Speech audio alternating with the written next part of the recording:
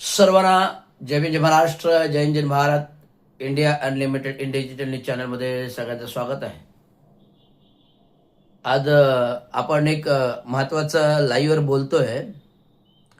एक महत्त्वाचा विषय लाईव्हवर घेऊन आलेलो आहोत की अनुसूचित जाती जमातीचं उपवर्गीकरण. अनुसूचित जाती जमाती उपवर्गीकरण याबाबत जवळजवळ 156 प्रकारच्या पक्षीय वातावरणामध्ये डॉक्टर भीमाचा माणूस विखुरलेला आहे. भीमाचा नाही तर संविधानाचा माणूस विखुरलेला आहे.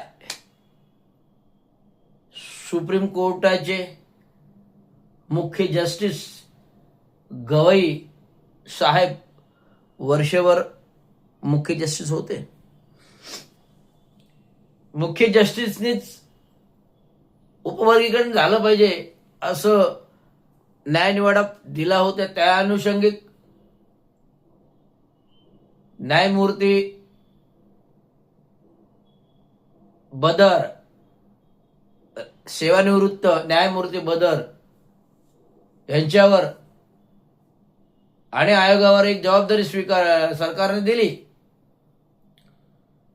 सुप्रीम कोर्टचे माजी चीफ जस्टिस म्हणाले उपवर्गीकरण झालं पाहिजे, तर त्याचा दुजोरा घेऊन सरकारने तात्काळ हालचाली चालू केल्या आणि ह्या उपवर्गीकरणाविषयी अनुसूचित जाती जमाती आयोग आणि सेवानिवृत्त न्यायमूर्ती बदर यांची एक कमिटी नेमून या बदर कमिटीने एक अहवाल तयार केला, एक रिपोर्ट अभ्यास तयार केला आणि हा अहवाल म्हणतो की उपवर्गीकरण झालं पाहिजे. आता सेवानिवृत्त न्यायमूर्ती, बघा विषय काय आहे, सेवानिवृत्त न्यायमूर्ती. आता सेवानिवृत्त जो माणूस झालेला आहे, न्यायमूर्ती होते तो भाग वेगळा. न्यायमूर्ती असताना दिलेला निर्णय, न्यायमूर्ती असताना केलेला अभ्यास, न्यायमूर्ती असताना केलेला अहवाल देणं शासनाला आणि सेवानिवृत्त न्यायमूर्तीचा अहवाल देणं शासन, यामध्ये फरक आहे.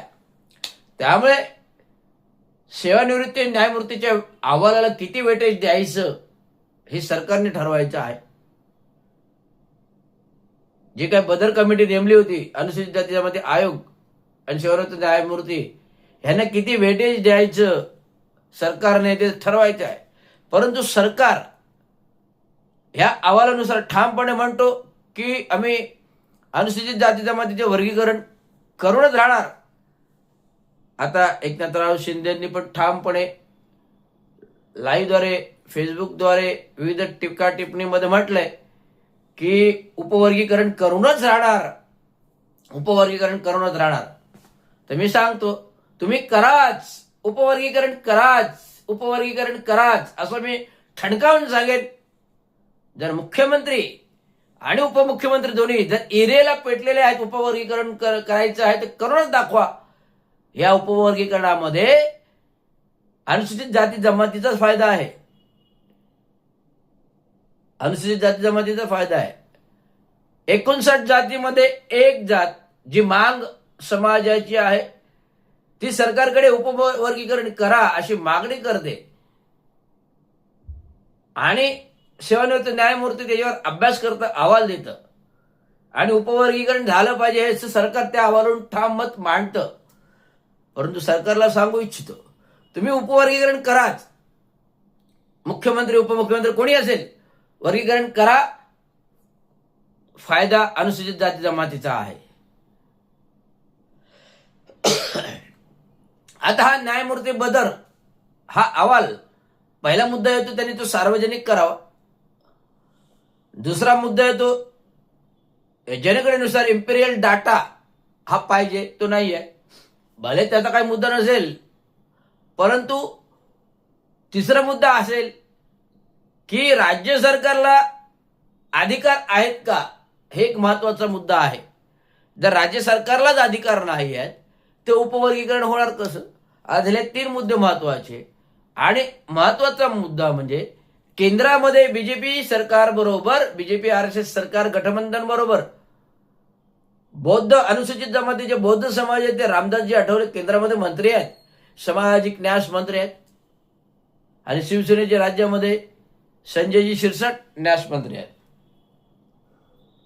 या संजयजी शिरसाटने कोणाची तरी सुपारी घेऊन कुठला तरी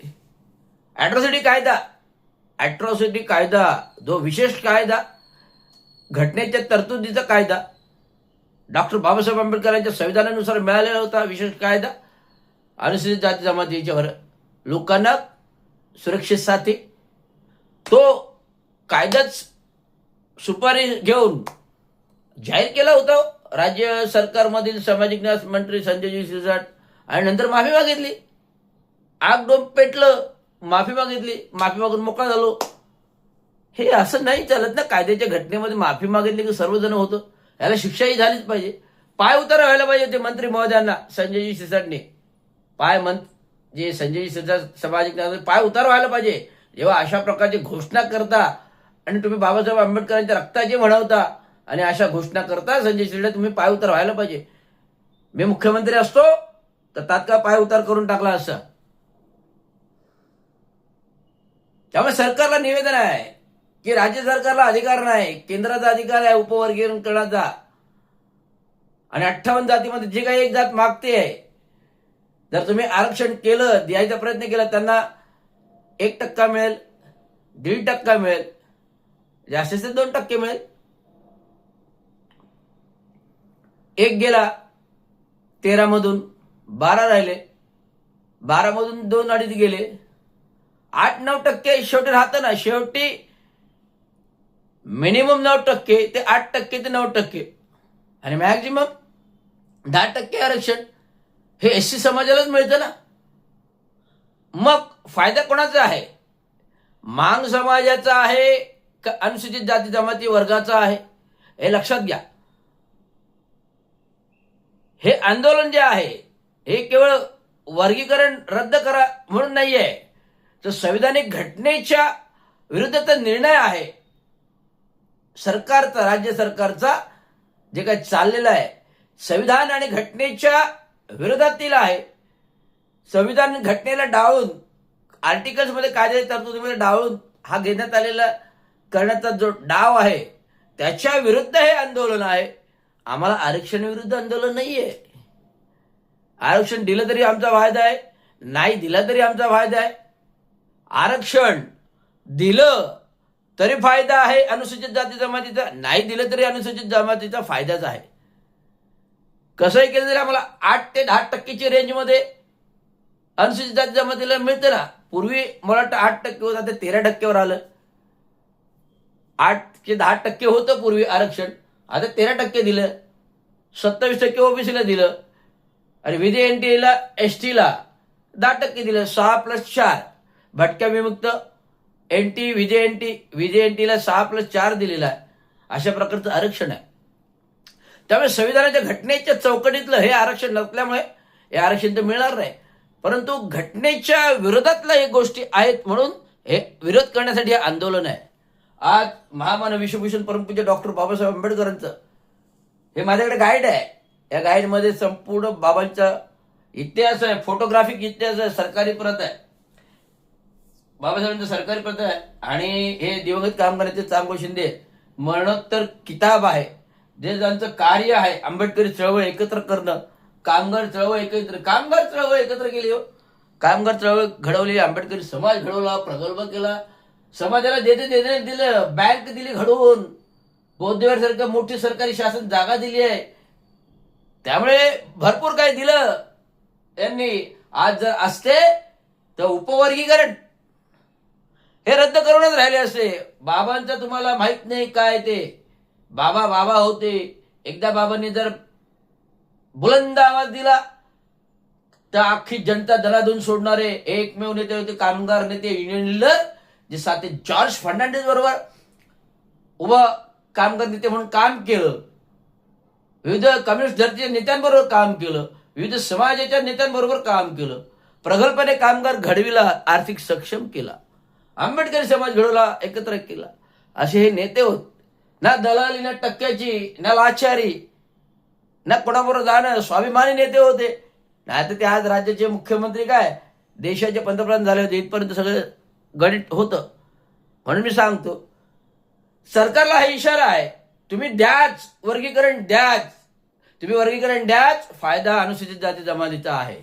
परंतु आम्ही लढतोय, ते संविधानाच्या विरुद्धच्या गोष्टी घडतायत, त्याला विरोध करण्यासाठी आम्ही लढतोय, एवढं लक्षात घ्या. धन्यवाद. जय महाराष्ट्र.